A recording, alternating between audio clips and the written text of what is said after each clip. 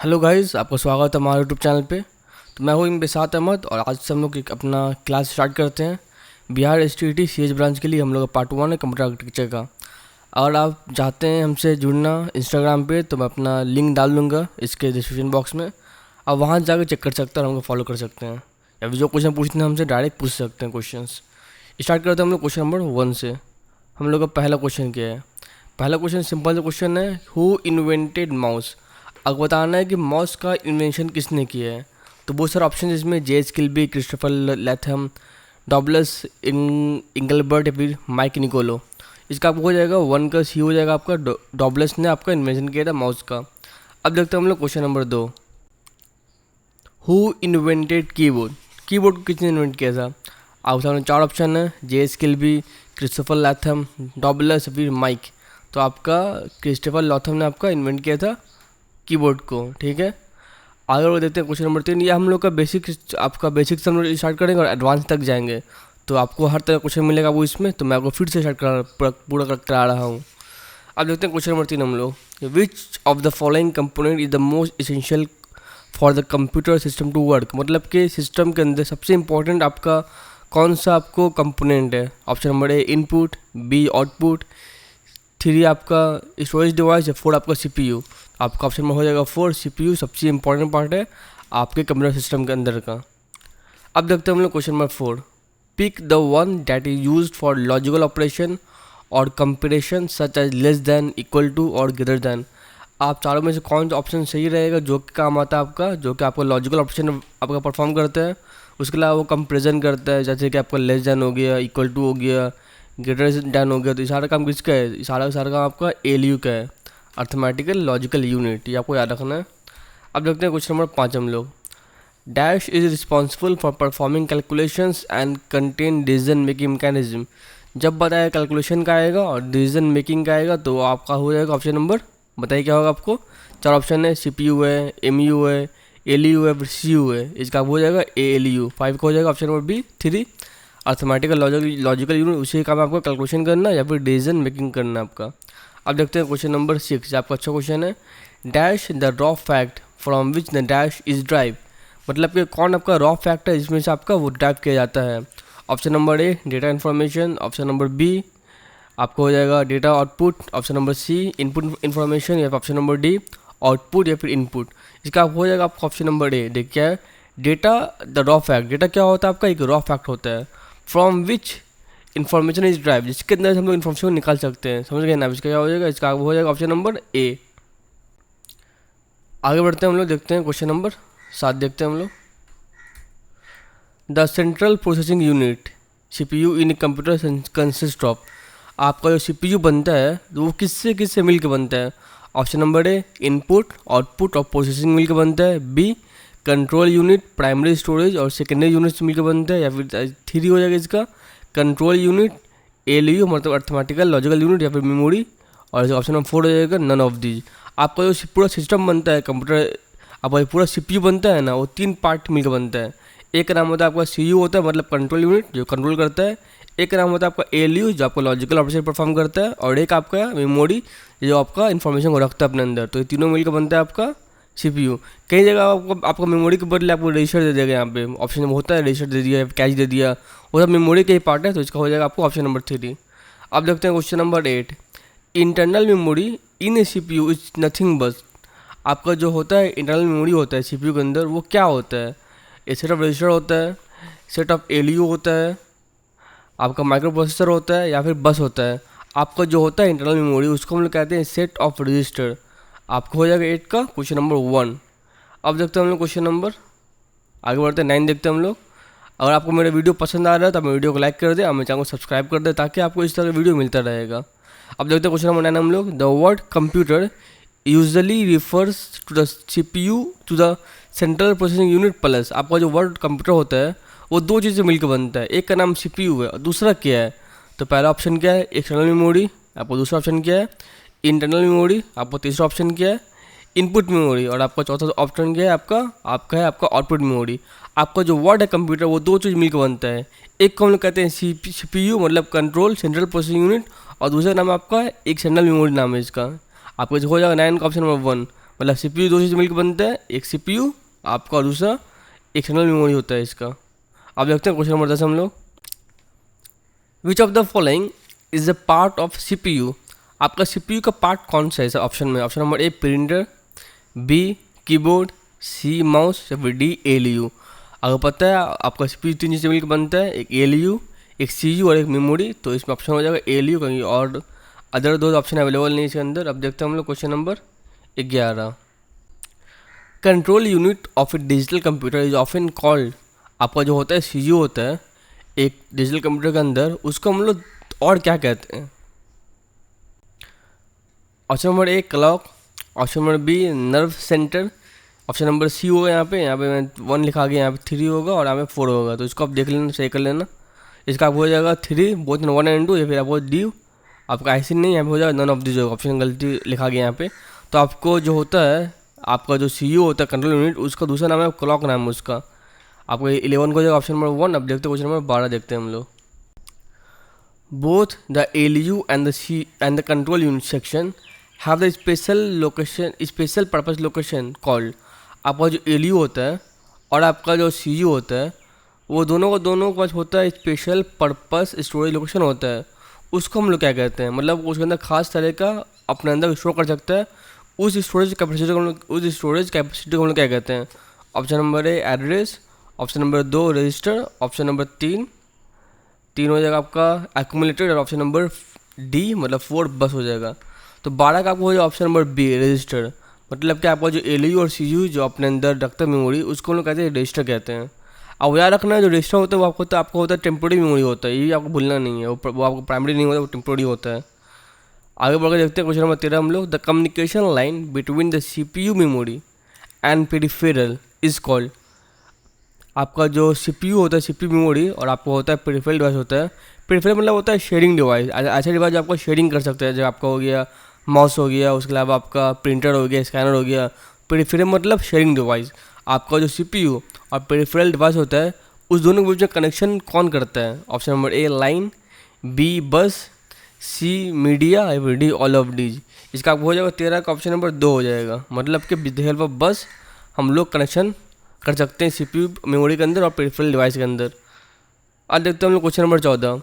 Which of the following produce high quality output. आपका कौन सा प्रिंटर है जो आपको अच्छा आउटपुट प्रोवाइड कर सकता है?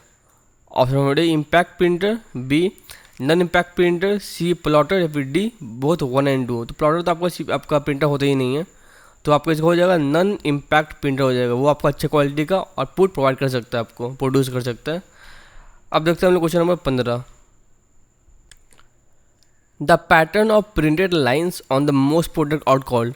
आप जब भी कोई सामान बाई करते हैं किसी मॉल के अंदर, उसके अंदर पार्टिकुलर आपका पैटर्न रहता है, पैटर्न ऑफ प्रिंटेड लाइन होता है, तो उसको हम लोग क्या कहते हैं? Option number A price, B OCR, C scanner या फिर डी बार कोड। तो उस आपका सामान के अंदर बार कोड आपका बना रहता है, तो वो आपका हो जाएगा इसका ऑप्शन नंबर 4। अब देखते हैं क्वेश्चन नंबर 16 हम लोग। The higher the resolution of the monitor. इसका मतलब क्या है? अगर आप कहते हैं ना 1080 है, 720 है, मतलब कि कितना ज़्यादा अगर आपका रेजोल्यूशन हाई रहेगा, उसका मतलब क्या है? इसका मतलब है कि आपका जो पिक्सल है, देखिए आपका जो इसका जो बनता है रेजोल्यूशन, वो किससे बनता है? वो पिक्सल से बनता है। जितना पिक्सल ज़्यादा होगा उतना आपका क्वालिटी अच्छा होगा, और जितना पिक्सल ज़्यादा होगा मतलब कि पिक्सल नज़दीक होगा। इसका आपको हो जाएगा option number 4 closer together the pixels. अब देखते हैं क्वेश्चन नंबर 16 हो गया। अब देखते हैं हम लोग क्वेश्चन नंबर 17 देखते हैं। What are the units use to count the speed of printer. आपका जो होता है प्रिंटर, उसका स्पीड हम लोग जो काउंट करते हैं वो किसके हेल्प से करते हैं? Option number A CPM, B DPA, 3 PPM या फिर D 4 beat. With help of PPM मतलब कि पेज पर मिनट, इसके हेल्प से हम लोग प्रिंटर का निकालते हैं स्पीड कितना है, कितना वो पेज प्रिंट कर सकता है 1 मिनट के अंदर। अब देखते हैं हम लोग question number 18। What type of device are computer, speaker and headphone. आपका स्पीकर होता है और आपका हेडफोन होता है, वो किस तरह का डिवाइस है? Option number A input output, B software, आपका 3 स्टोरेज और आपका 4 आउटपुट। तो आपका सिर्फ आउटपुट डिवाइस है, इनपुट आउटपुट नहीं है। आपका कोई एग्जांपल दीजिए हमको इनपुट आउटपुट डिवाइस का, जो आपका इनपुट पे और आपका आउटपुट पे कमेंट बॉक्स के अंदर। अब देखते हैं क्वेश्चन नंबर 19 हम लोग। The OCR is use for the preparation of. हम लोग जो OCR होता है, तो उसके हेल्प से हम लोग क्या क्या सामान कर सकते हैं?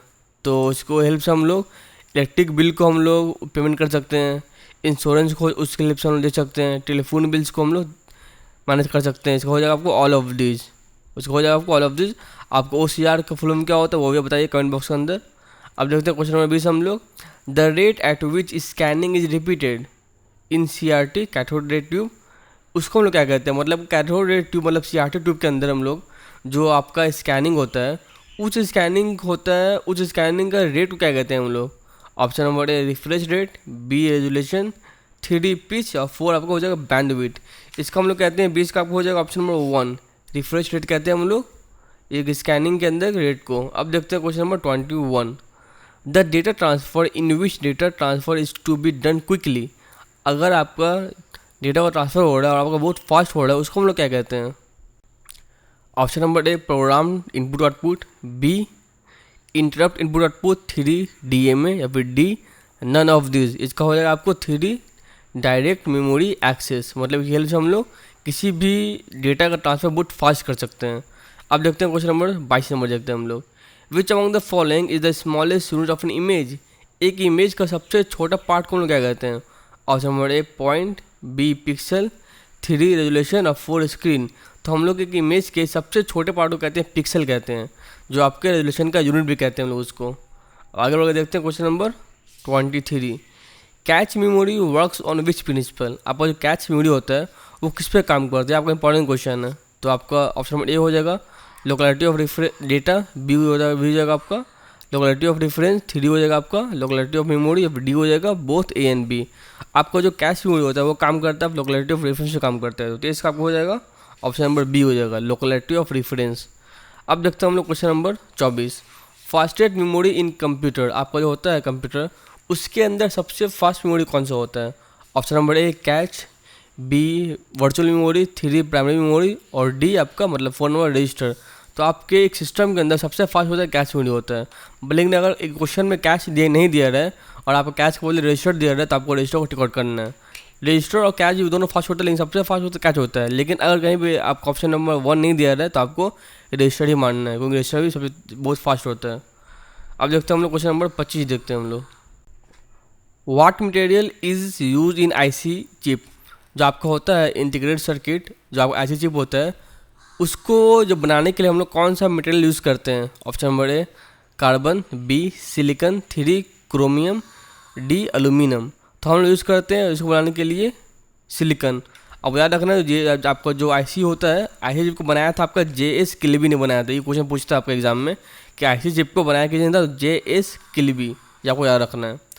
Number of bit use in ASCII code, आपका जो होता है ASCII कोड उसके अंदर नंबर ऑफ बिट हम लोग कितना यूज़ करते हैं? तो इसका आपका 4 ऑप्शन गिवन है। ऑप्शन नंबर ए 8, 2 7, 3 4 और 4 16। तो हम लोग ASCII कोड के अंदर जो नंबर ऑफ बिट होता है आपका वो होता है 8 होता है। इसका वो हो जाएगा ऑप्शन नंबर 8। इसका आपको 8 नहीं होगा, इसका आपको 7 होगा। अगर रहेगा आपका ASCII मतलब हो जाएगा, देखिए क्या आपका सिंपल ASCII कोड है, लेकिन एक और होता है उसका कहते हैं हम लोग एक्सटेंडेड ASCII कोड कहते हैं। जब भी रहेगा एक्सटेंडेड ASCII कोड तो उसमें आपको हो जाएगा 8, लेकिन आपको जब भी रहेगा नॉर्मल रहेगा ASCII कोड रहेगा उसमें हो जाएगा 7। आपको भूलना नहीं है, एक होता है ASCII कोड, एक होता है एक्सटेंडेड ASCII कोड। एक्सटेंडेड में आपको हो जाएगा ऑप्शन नंबर ए 8 हो जाएगा, उसमें नंबर ऑफ बिट 8 यूज़ करते हैं। लेकिन नॉर्मल जो रहता है मेरा ASCII कोड उसमें हम यूज़ करते हैं ऑप्शन नंबर 2, इसका हो जाएगा 7 बिट हो जाएगा। अब देखते हैं हम लोग question number 27, who is the father of internet, ये सबसे सिंपल क्वेश्चन है और आपका लगभग हर जगह में पूछे जाने वाला क्वेश्चन है आपका ये। Option number A Charles Babbage, B Lady Ada Lovelace, 3 Vinton Gray Cerf और 4 टिम बर्नर्ली। आपका चारों नाम बहुत इंपॉर्टेंट है, लेकिन आपको ये क्वेश्चन पूछ रहा है कि who is the father of internet, हो जाएगा चार्ल्स बैबेज। अब याद रखना है कि इसने क्या किया था, इसने क्या किया था, इसने क्या किया था और इसने क्या किया था। आपको चारों नाम बहुत इंपॉर्टेंट है। अब देखते हैं question number 28, who is the first programmer of the world, आपका सबसे दुनिया में पहले प्रोग्रामर का नाम क्या है? तो आपका नाम हो जाएगा लेडी अडा लवलेस, ये आपका पहली प्रोग्रामर है दुनिया की। अब देखते हैं question number 29, modern architecture of computer system is given by, आपको जो हम यूज़ करते हैं आज के टाइम पे आर्किटेक्चर उसको किसने दिया था? आपको हो जाएगा von Neumann, Charles Babbage, Tim Berners-Lee और विंटन ग्रे कर्फ। तो हम लोग को दिया था वॉन न्यूमैन ने दिया था। वॉन न्यूमैन आर्किटेक्चर जो काम करता है इनपुट आउटपुट मेमोरी पे काम करता है आपका। अब देखते हैं क्वेश्चन नंबर लास्ट क्वेश्चन 30 आज का, इन EPROM data is deleted by, हम लोग किसके हेल्प से डेटा को डिलीट करते हैं EPROM के अंदर, तो हम लोग अल्ट्रा वायलेट लाइट के हेल्प से हम लोग डेटा को डिलीट कर सकते हैं EPROM के अंदर। लेकिन डबल EPROM रहेगा तो हम लोग उसको इलेक्ट्रिकली डिलीट करेंगे, पर सिंगल अगर EPROM रहेगा तो हम लोग डिलीट करेंगे अल्ट्रा वायलेट लाइट के हेल्प से। और आपका जो दो नाम आपको बचा हुआ है यहाँ पे, विंटन गिरेकर और टिम बर्नर्स-ली, तो आपका जो होता है इंटरनेट, तो हम लोग कभी क्वेश्चन पूछा आपका कि इंटरनेट को फाउंडर किसने किया है, इंटरनेट को बनाया किसने है, तो उसका नाम हो जाएगा आपका विंटन गिरेकर। अगर पूछ दे आपको कि who is the father of WWW, उसका आप हो जाएगा टिम बर्नर्स-ली। ये आपको चार नाम याद रखना है। तो आज का लेक्चर ख़त्म होता है यहीं पे, तो मैं कल फिर से 11 बजे लेकर आ जाऊँगा आपके सामने लेक्चर। और आपको हमको क्या करना है, मेरे चैनल को सब्सक्राइब करना है, मेरे वीडियो को लाइक करना है। और थैंक यू वेरी मच।